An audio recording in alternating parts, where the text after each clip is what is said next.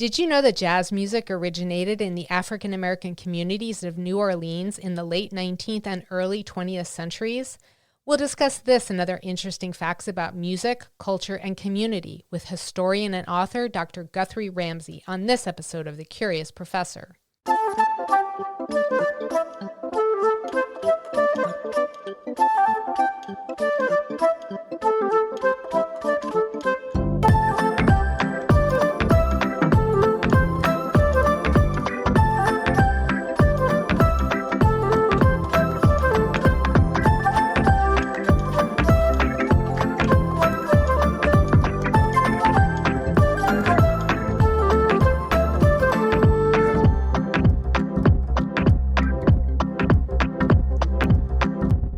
Hi everyone, I'm Dr. B. Welcome to the Curious Professor podcast, where I take listeners on a journey of discovery to explore the people, places, artifacts, and natural wonders that spark my curiosity.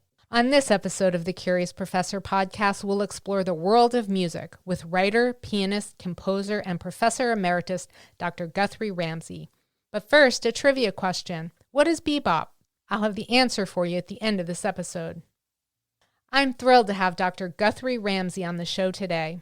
A Guggenheim Fellow and member of the American Academy of Arts and Sciences, Dr. Guthrie P. Ramsey Jr. is a music historian, pianist, composer, and professor emeritus of music at the University of Pennsylvania.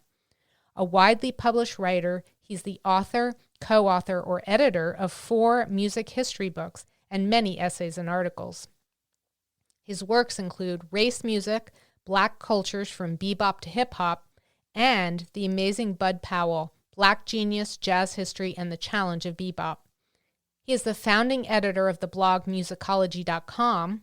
As a producer, label head, and leader of the band Dr. Guy's Musicology, Ramsey has released 5 recording projects and has performed worldwide.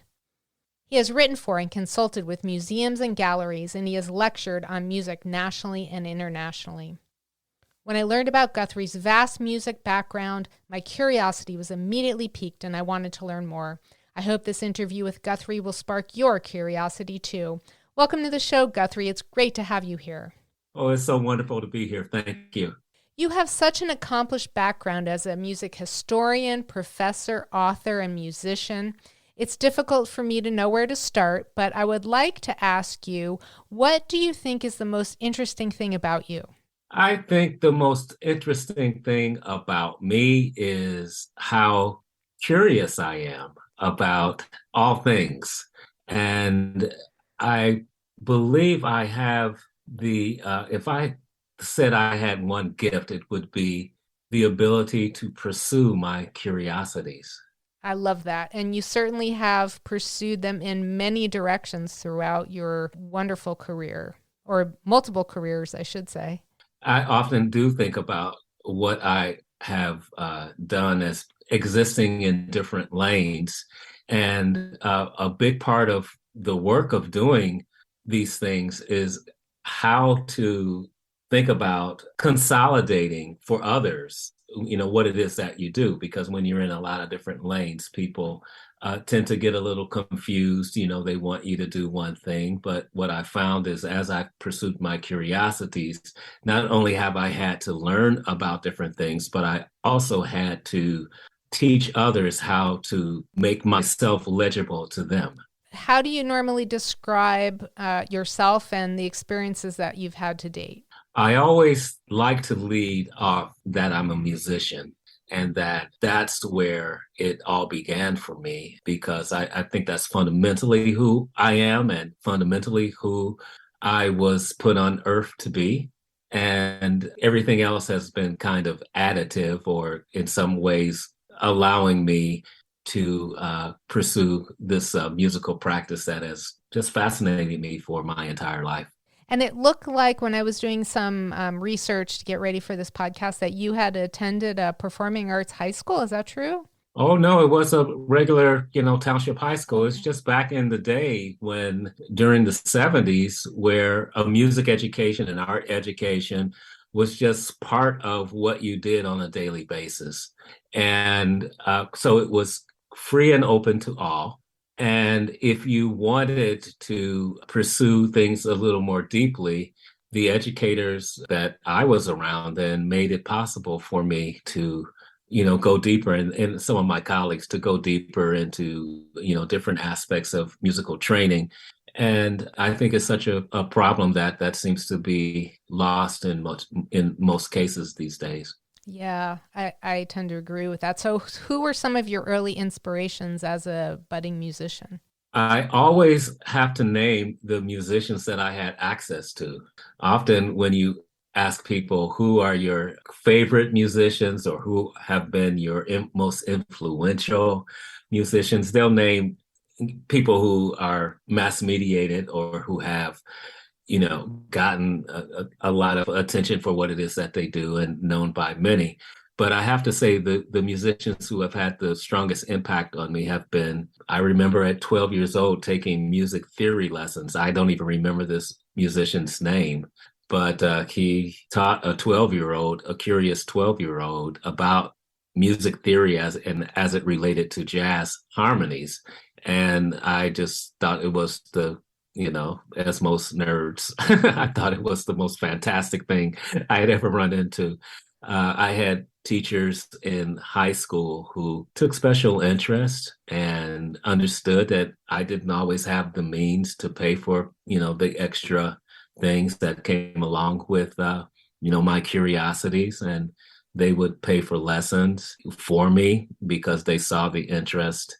And Mrs. Karen French, Richard Campbell, Todd McFadden, Claire Boyce, these people that I remember well, and many of whom I'm still in touch, by the way, were just fundamental to my music education, and then my college professors and things like that. And then there's always these really gifted and talented and focused musicians since I was in high school that I remember, even before then, junior high, remembering these people that I really were my peers that I just thought this is so inspirational to me to see them doing their thing.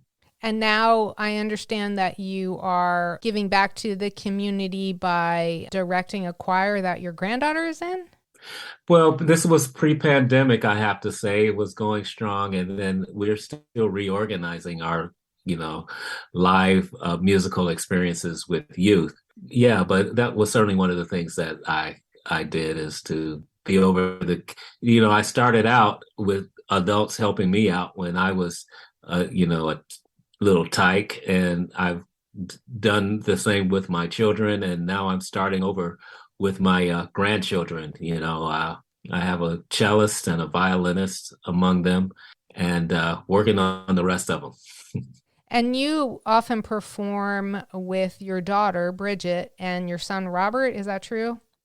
Well, not so much with Robert, but with Bridget, yeah, we've made some recordings, and we have Robert and I are musically involved. He raps and makes beats, and we're in a continual musical exchange that's been ongoing since he was 3, and now he's 38. So you could this is how I created my best musical friends, by procreating and then convincing them that that music was just the best thing ever invented.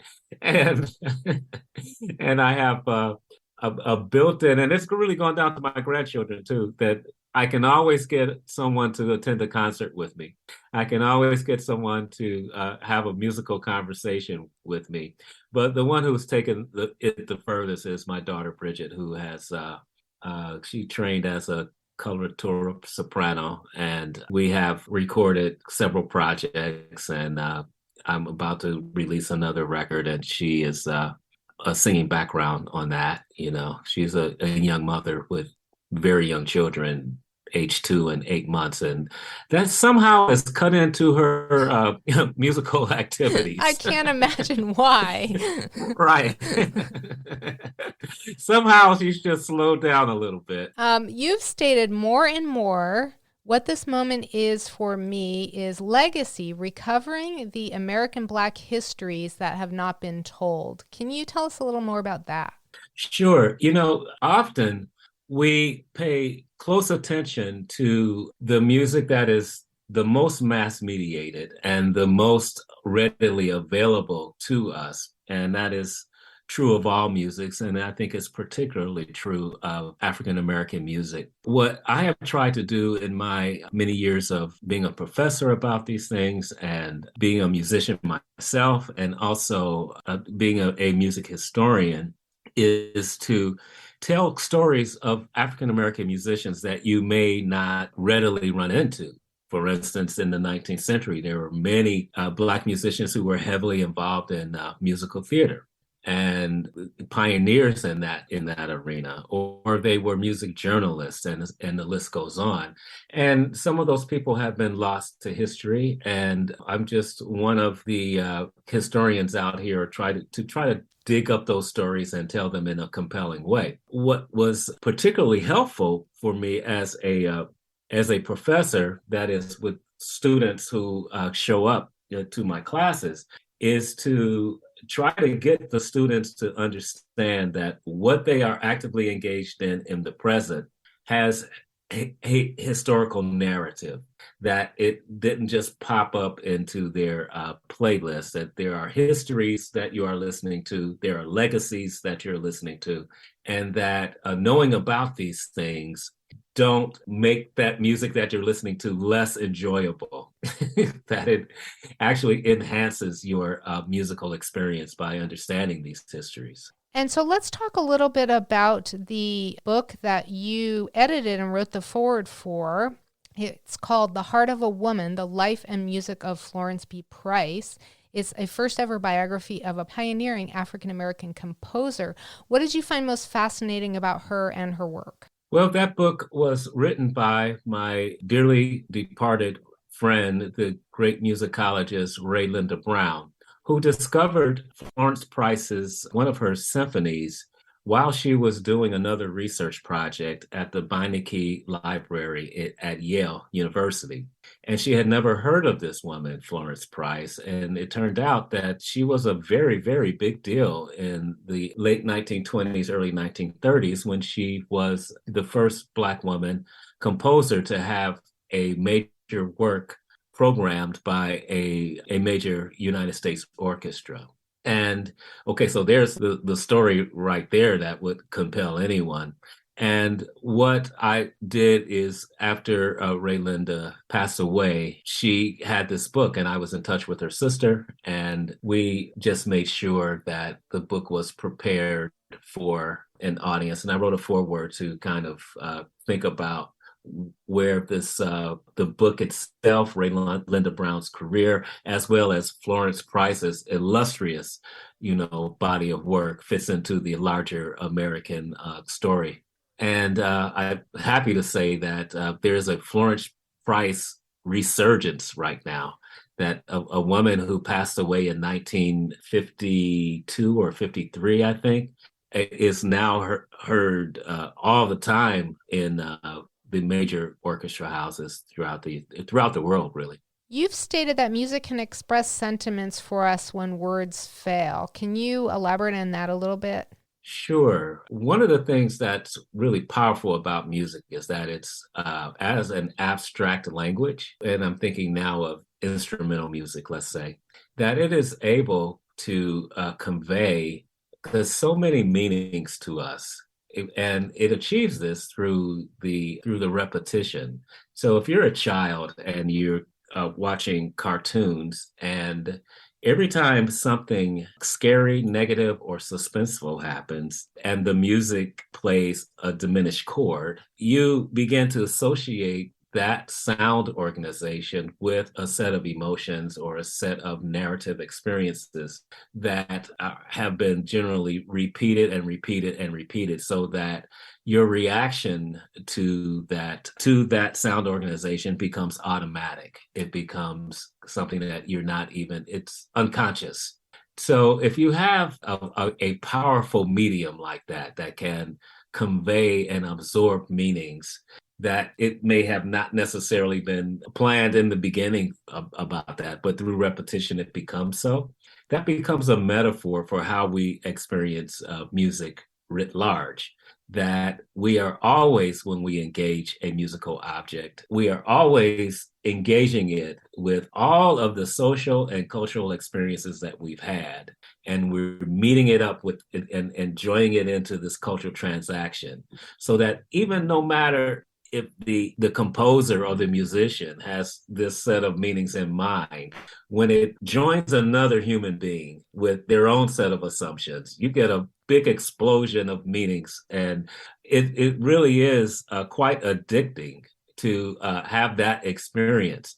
And not only that, when we sit in an audience with other people who are having similar or even dissimilar experiences, there is a social bond that is created among the people in that musical experience, listening to those sound waves in their bodies at the same time. That becomes a very, very strong social force. And so much of my work as a music historian has been trying to get my students and my readers to understand this transaction as a part of the human experience. Wow, that's just incredible. It's so powerful. And I've found it interesting that they've done experiments where they will take a movie trailer and remove the original music and replace it with music from another genre. And it completely changes the experience of what people even believe that the genre of the movie is. I really love those experiments because I would often start my music history classes with two examples. Doris Day's 1950s pop song, Que Sera Sera. And I would put it on, it's got the mandolin and the strings and her very clear and exacting, performance of those lyrics. And, Que Sera Sera, whatever will be. The future's not ours to see. Que sera, sera. And then I would ask the students what those words meant in that context. And then I would play them a Sly and the Family Stone rendition of that same song, which played a lot of bluesy gospel and growls and this whole other musical genre to the same lyrics. And they could see them. Something I asked them, what does that song mean?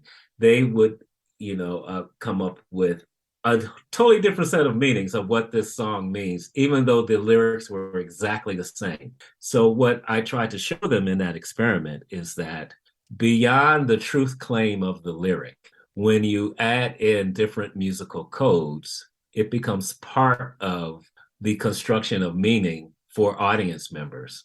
And depending on your experience with whatever genre you are encountering at the moment, will determine partly what you think that music means. I was really sorry to read about your cancer diagnosis. I saw that you said that creating music would be important to your healing. Would you be willing to share more about that experience with us? Sure. Of course, no one likes to hear that word when you go to the doctor.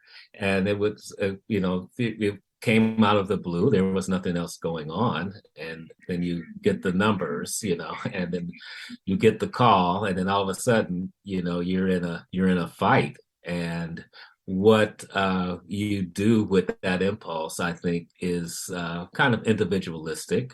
And just as a musician who has understood and taught for many years about the power of the musical experience. That's what I grew tomatoes and made music. How about that? And I booked the day, I think 2 days before that surgery. I booked a recording session because I said I threw a birthday party and I threw a recording session all in one and invited some musicians, and we laid down the first tracks for the music that I believed would participate in my healing because I had faith that I would be healed, and I just wanted all the help I could get. And rather than depending on other musicians to provide that soundtrack, I said that I was going to provide my own soundtrack for my fight. And it turned out to be a really important album. And so I was faced with a decision. if I was going to just release that music, which I found very good and people were really digging it, was I going to tell the truth about why I created it? Because, you know, people have different ways of going about it. Some people are very private about, what they're going through, which is perfectly fine.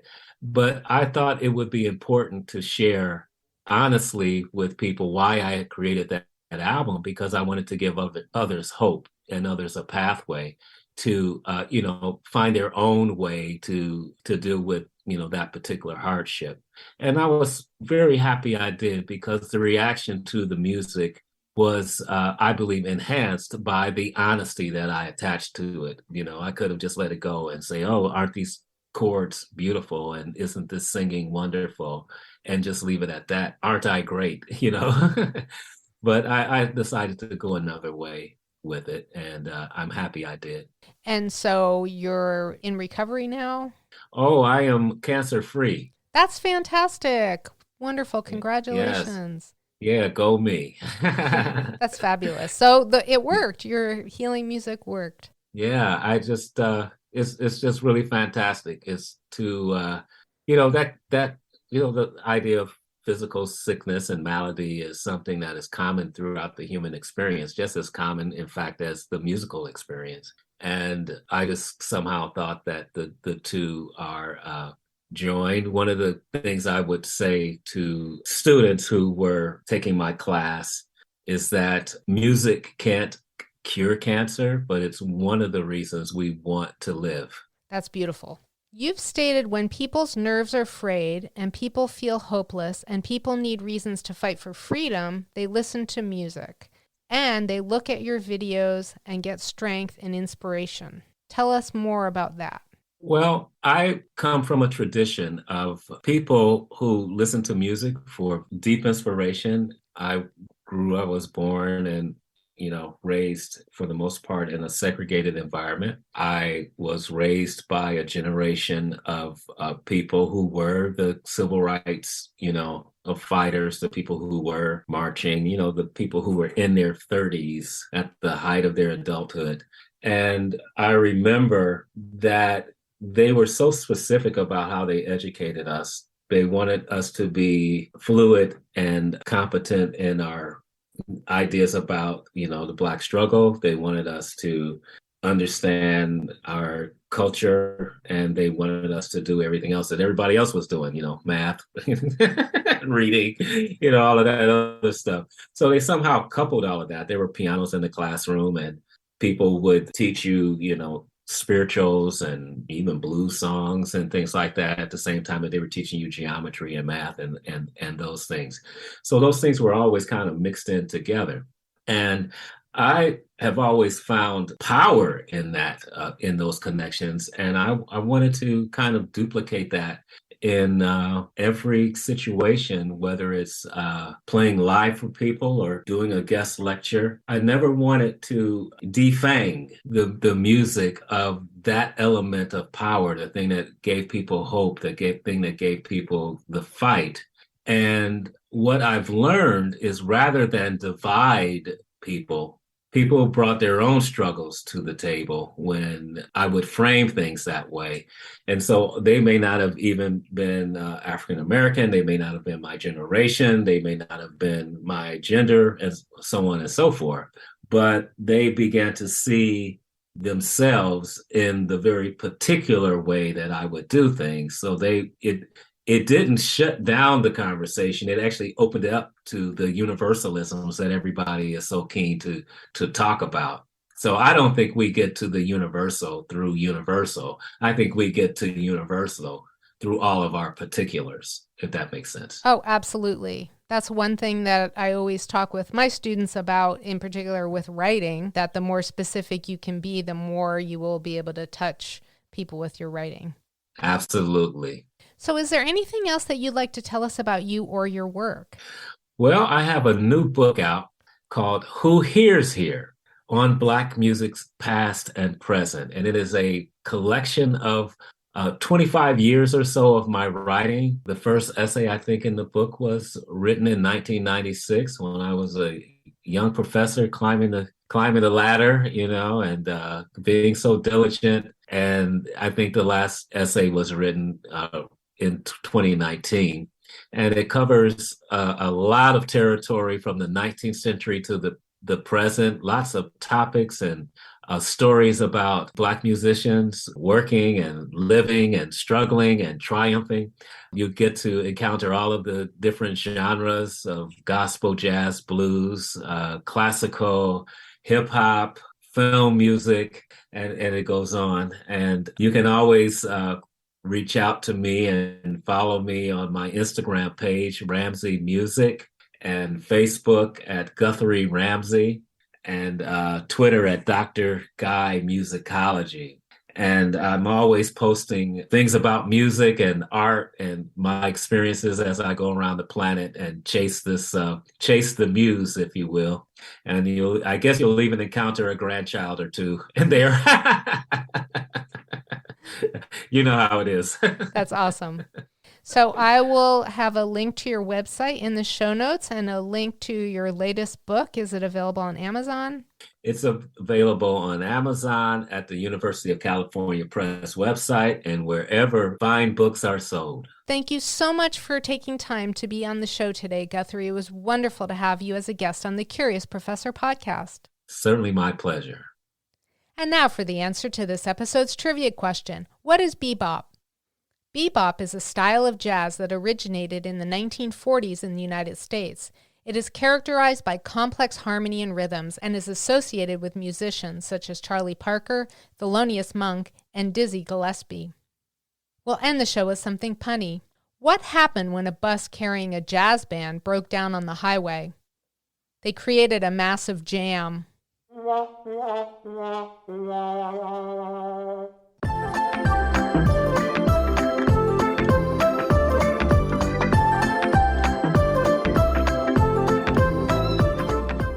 Thank you for joining me for this episode of the Curious Professor podcast.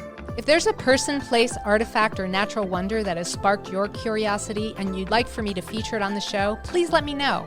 My website is thecuriousprofessorpodcast.com. If you enjoyed the show, be sure to subscribe to the Curious Professor podcast wherever you listen to podcasts. And if you'd like to become part of my community of curiosity seekers, be sure to visit my website, thecuriousprofessorpodcast.com, and join Dr. B's Hive.